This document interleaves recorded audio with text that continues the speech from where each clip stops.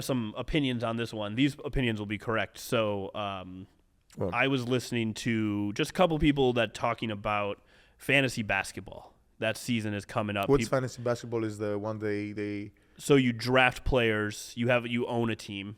Okay. You draft players in a draft style, just like the NBA draft. Perfect. And you get points every single night based on what they do. Okay. So there's different leagues. It can be based on points, assists, rebounds, blocks, steals. Gotcha. You can get deducted points if they miss shots, whatever it is. Perfect. So Adam Schefter from ESPN, the top NFL reporter there, he was talking about he's a big fantasy basketball fan. Okay. One of his like little side hobbies, right? Mm-hmm. And he was saying, and he wasn't giving an opinion either way. He was saying he was looking at mock drafts because he has the 6th pick. Yeah. And he said in his league, he is positive Giannis will be available at 6. Followed up by saying in most of the mock drafts he looked at, Giannis is ranked 11th. Okay. So I'm going to look at who else is ranked above him because I can think of maybe 0 people. But like. Okay, so let me get this straight. Okay. And you tell me if I'm wrong. You stop me anytime. Okay. If I'm wrong. So fantasy basketball is about drafting players, right? Mm-hmm.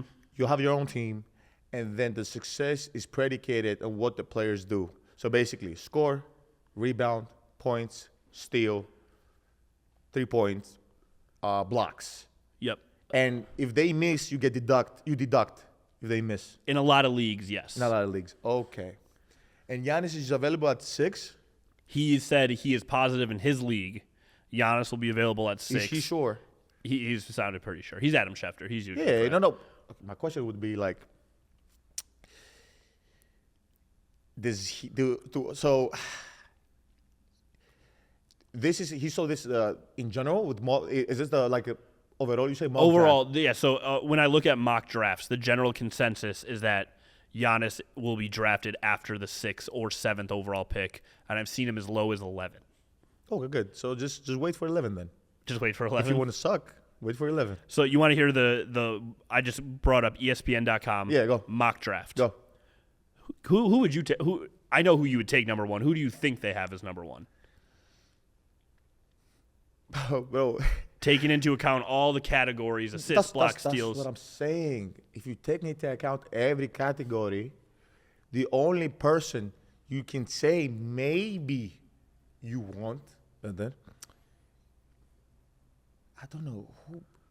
So you need somebody who maybe rebounds and scores and the same. Because maybe Jokic. They have him at number 2 on this list. Yeah, but so there's someone above him. Someone above Jokic as well. Yep. Let me give you one hint. Hold on. Before you give me the hint, the reason I say this is because this is predicated. It's like literally predicated on scoring, rebounding, assists, percentages, steals, blocks, efficiency. So you would think someone that shot 60% from the field. Exactly my point. Shot 60%. That means out of 10 shots he makes 60%. Then after 6, and then he scores 30 points per game. Yep.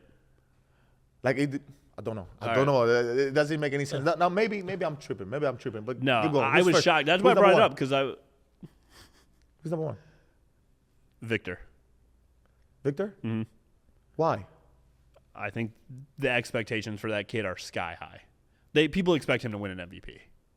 Like people, yeah, I've seen it out there. Really? People's predictions, sky high expectations. I love it. I think he's obviously great. No, it's a great player. But I'm like, are they going number 1? Are they going to be number 1 seed in the West? No, definitely not. So how is he going to win? Well, wins don't matter in this. It's just individual performance. No, so you just said that people are saying about the MVP race, right? Oh, yeah. So how's he going to win MVP? Good point. No, I'm saying now if they're predicated to win all these games, so he probably will. But I can see more of a defensive player of the year. Yeah, I can see that one I too. can see that than MVP. But so in this mock draft, they had him going number 1, Jokic number 2, Luka's 3. Okay. The first real guard, I know Luka's a point guard, but first true guard size person comes in at number 4, and Shea. Can I ask a question? Do blocks matter? Do steals matter? Yeah. So how is this? I would how assume are so. they? How? I don't know. Okay. I don't know. I'm not gonna. I like when you get frustrated. I get frustrated, and then you just go, I don't know. I don't know. No, because I'm trying to understand if if it's an overall game or is this something specific. Because if it's scoring, I mean, he still scores like 30 points per game. So I don't know what it is. If it's, but keep going, yeah. Tyrese is number 5. Tyrese who? Halliburton. What is the average? Last year, let's click on his name real quick. Last year, he averaged 18, 4, and 8. Which, so, if wait, my hold on, bro, hold on. Hold up, bro. Hold on. No. I'm just saying, No. whatever you say about Tyrese, just know the Guess internet will pick up on it. So I'm supposed to lie because keep them happy. Exactly. No, we ain't lie. I'm not doing the hot takes, but I'm not lying either. I'm not gonna sit here and lie. But so Tyrese averaging 18, 8 and 4. 4 and 8. 4 rebounds, 8 assists. So where is this? Nah, that gotta be it's just done. They're making people say, oh, you can get him at 11, then everybody's gonna pick him at 2, 3. Pick him early. Yeah. And then real quick Yeah, before that, I he's know not even what it is. drafted yet. He hasn't even. He's not next. Embiid is next. Okay. That one I can actually see because he does everything. Bro, hey, I'm here. This is when you talk about guys like, Jan, Bron, KD, Embiid, Joel, those guys. It becomes, and then after a little bit, it becomes preference. No, seriously, Jokic, like, it becomes preference, man. They're all great players. Now, when you come down, you tell me like a guy who scores 30, 10, and 6, and then say, yeah, I'm gonna pick the guy who scores 18, 4, and 8. There is a big discrepancy, bro. Huge difference. Now, it doesn't matter if his name is Tyrese Halliburton or his name is Giannis Antetokounmpo or his name is whoever you want to call it. It is a big discrepancy. Huge. That's all I'm saying. 2 guys you mentioned on that list. Kevin Durant is projected 23rd. What? LeBron James 19. Oh yeah, Steph Curry 16. That ain't no. Okay, and then that is not no. Okay. I'm just going we over. We can cancel this whole show. This ain't. They. There's a guard in the East who they have. It's not Jason Tatum, who they have going over Giannis in this spot. A guard in the East, in the division, going over Giannis in this spot. I know who you're gonna say. Okay. Is he a lefty? That's him, right? Hold on, I'm trying to do right and left in my head. I believe so. Yeah, is that Jalen Brunson? Oh no, No, Jalen okay. Brunson's much older. No, this guy's definitely not a lefty. He's not a lefty then. No. So who's it? Donovan Mitchell. What is down average? Go. Let me see. Last season, I mean, he's good, obviously. Like, Of there's no. course he's good, bro. Yeah. Shout out to Donovan Mitchell. We'll have him on the show, man. Thank Oh you yeah, for coming analysis to the show. season 2. Yeah, go check out the interview. It was great. Go check it out. He was solid. 30 points a game, 5 rebounds, 5 assists on 47% from the field. It's not bad. Correct. So let's backtrack a little bit. So we have a guy who has 30 points per game, 5 and 5. But there's a guy above him who has 18, 8 and 4. Maybe they're projecting. I don't know. I Projecting think what? Donovan's He's going to have a great season. They're projecting what? That he's going to be scoring 35. Maybe they think Kyle Halliburton's going to have a better year than he did last year. So what is this? This is an actual draft or this is projection? If we're projecting how the 2029 pick No, well, in the draft is going to look. they're drafting people based on how they project them to do this season. So I'm assuming whoever picked Halliburton 5th thinks he's going to have a better statistical season than Donovan Mitchell because Mitchell was available when he picked him at 5. Okay. Weird. Okay. And then Giannis comes in at 8. At 8. Who's at at 6, 7? You said 6-7 was Embiid and then Donovan. Okay, yeah. And then real quick, just to round out a couple top names, Edwards is right after him, Anthony Edwards, Chet Holmgren. Chet Holmgren comes in above Domantas Sabonis. That one's surprising to me because Sabonis is a stat stuffer. Look at that stuff. Oh my God. Can we clip that, please? Can we clip this as He is. I would you expect me this Bro, he had 20, 14, and 8 last year. 2014? No. I'm not saying that. I'm not saying the word stat stuffer. I'm like, I gasped for a little bit. I was like, what is for the phrase? But okay, I get that. What did Chet average? Chet last year was at 15, 7, and 2. That's what I'm saying. It doesn't make any sense. I love introducing you to this media world of just we things can, that happen. We can can't dissect. Please explain. comment underneath and help me understand this mock draft. Comment and just like, am I tripping or this is like real? Can we clip this for Twitter X? Clip this. Yeah, ask the real. question. We should ask the question. Where are you drafting Giannis Wait, no. I want to know where you drafting Giannis, Embiid, Donovan Mitchell, Jokic, who else? Steph Curry was 16. Steph Curry was 16. Bron, KD, Steph, and who else is really good with stats? And Sabonis. Like I wanna know and Dame. And Dame, like, Ooh, what? I might have to scroll a little bit. Hold on. Like, and Dame, where do you draft them? I was like, what is this called? Fantasy basketball. Where do you draft in fantasy basketball? All right, Dame Lillard. I want to know. Oh, actually higher than I thought. 21. So he came in after LaMelo Ball, which I don't really understand that one. It's projections, so nothing makes any sense. Come on, let's go. It's projections. Nothing makes any sense, man. That's fair. The last one I want to get to with you today. Last week, NBA Media Day happens across the league, and SportsCenter shows a bunch of like the best moments, whatever. Okay. How are you with live animals? Holding live animals? You want the honest truth? Yeah, that's what we do here. We keep it real. Fucking terrified, fucking scared. I don't like holding nothing. That's not the. You're gonna be real pissed at the end of the segment, then. Well, yeah, I don't like. Yeah, I don't. That my thing. I barely. We have a dog, Mila. I barely. Not. No. I grew. Like it grew on me. It had to take a while. Yeah. And then I was like, okay, this dog is amazing. It's this dog is like. It's my family. It's a golden doodle, right? Yeah, it's my family. But in general, So the Denver Nuggets brought live snakes to their media day, and they had players holding the snakes and like posing with photos in it. And everyone's whole thing was like, I want to see Jokic. I want to see what Jokic does. And he walked in there and goes, nope, walks out. No, I would be terrified. So hypothetically here, hypothetically, Let's go hypothetically. Let's just say the people who work on Thanalysis have been in contact with the Milwaukee County Zoo, and they are willing to bring, or we go to them to hold live animals while we do a podcast. That's something you might be upset about.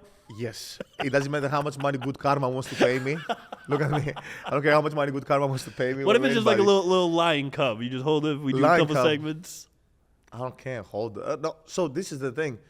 Like with like lion cubs, I'm not scared. I would hold it, but the small the the crawly little reptiles. Yes, no, like snakes. I'm out. Like a hamster. I'm like no, I can't because I feel like it's gonna. My worst fear is that I feel like it's gonna just. Zoom in. Go right under your shirt. And you can give credit to this movie. It's called I don't know which. It's called The Mummy, but I don't remember which one it is. Bro, I know exactly what it's the black with Beatles. The Beatles. Oh my god! Then after I watched it when I was really young, and then after that I was like, I don't want nothing near me. I don't want nothing. All right, which I'm not terrified. No, The Mummy. Terrified. I'm not gonna be like, oh my god, no. But I'll probably do this quick. Hit it. If you haven't seen The Mummy movie, there's Brendan Fraser. These had to be late '90s, early 2000s. Yeah. The bug would go in your skin. Yep, and nope. So we'll avoid the reptile house. However, maybe an episode soon we're hanging out with some animals. Just throwing it out it's there. okay. I can go to the zoo every day. I love the zoo, to be honest with you. Which I love the zoo, but I don't love the concept of the zoo. And to be honest with you, I do love the zoo. I do love be able to see the animals and go there. Do not dislike. I don't want to curse you. The concept You already of did. it. Just let it roll. Okay? Yeah, I love the fucking concept of the zoo because because think about it. They're just trapped there. Like it's. I get that they were built, and I really, good things to say or bad thing to say. I really appreciate it to be able to go see it because I can't be able to travel to Africa, and not everybody goes to Africa and go to this tropical place to see them. But the concept of the zoo is fucking insane. Bro. Yeah. Can you imagine, like I feel like that sometimes when I gotta go to events, I gotta be somewhere, and then I gotta be like closed in, and then I can only imagine, man. So love just to see the animals. Do not, the concept of the zoo in general. But one of the other things I would say though, that the people who take care of the animals, I really appreciate that because they really create an environment for them to feel at home and to feel safe. And some of them are born in captivity. In captivity, yeah. So it's heartbreaking. That's the same way I feel. Like I told you, I was on Twitter and I was looking at all this people in negativity. I was like, no, I got to do something. I feel like I got to do something. It's heartbreaking, but yeah. knowing how Twitter works, you can't give away a jersey every time someone says something negative. No, we will run out of jerseys. Yeah. But it wasn't about. Nobody said something negative. It was just like.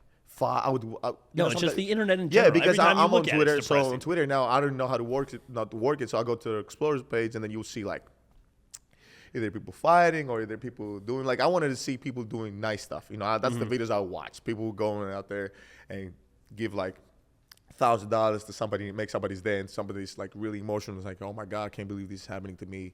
Like stuff like that. But then when I see like. People being recorded or violence, like it always just brings negativity. So I'm like, no, I'm going to be a positive beacon. I think you just created a new segment that we'll start on the show. We'll put it in we'll get the videos. We're just going to find some positive stuff that we find on the internet each week and just react to it. Okay. We can spread it that way. We'll put the video in our video, and then more people can see it and just spread some vibes. What we need is a TV sponsored by Good Karma. My friend back there. We need a TV so we can watch the clips or somewhere, so we can just watch them and create the Our whole. Our production team just walked out of the room, so we'll have to no. We'll get it figured out. That'd be cool. We get something figured out. Yeah. But that's everything I had for you on this one. Man, it was short. Was it short? Or was it? I kind of feel we spent a lot of time in drafting. We did spend a lot, but it was your reaction to some of that stuff is incredible, and that's because I don't understand the concept of it, and and people listening or watching, might be listening or watching, is weird to me because if all that matters is the stats and consistency, how are the people who are consistent on lower and you're hoping for, and then you place your bets? But this is life, though, right? You place your bets and you go like, oh, I want to bet, so like. It's the same, if you look at certain things on the internet and you see like the Bucks have the 7th best odds in Vegas to win a title. 7th, currently 7th. Okay. There are things like that where there's always going to be people who like, the Sixers got Paul George, the Knicks have this, the West has this, and things change overall. But it's interesting to me to watch your growth in this world because now we're going to have media hot takes. We're going to ask you about trades. We're going to ask you about and learn together with the fans. And again, I'd always give you what I really believe. Not I don't have any agenda. I don't have nothing. I'm just here because I love the show. I'm learning so much from the show, and you guys are amazing. By the way, you guys are like keeping it. You keep this going, and that's it. So that's another end of the show. Please like, comment, subscribe. Subscribe to the show on YouTube. Subscribe to the show on Spotify and whatever you get your podcast from, every platform available. Please follow our Instagram page. We got a lot of more content there. And before we had to hit one more thing. What? Remember last episode we talked about now we're in the big leagues. I didn't talk about we got to shout out 3 very important people who helped make this happen. And before there's actually 4. I'll tell you.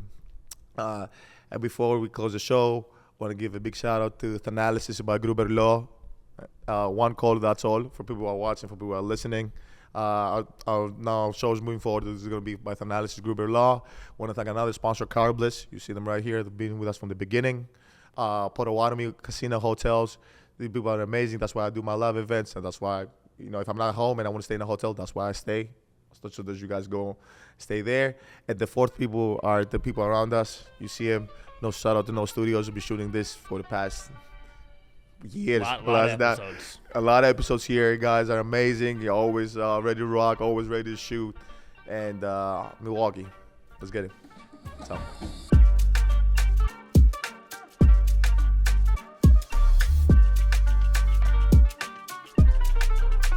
The analysis is recorded at No Studios, Milwaukee's creative hub and production studio.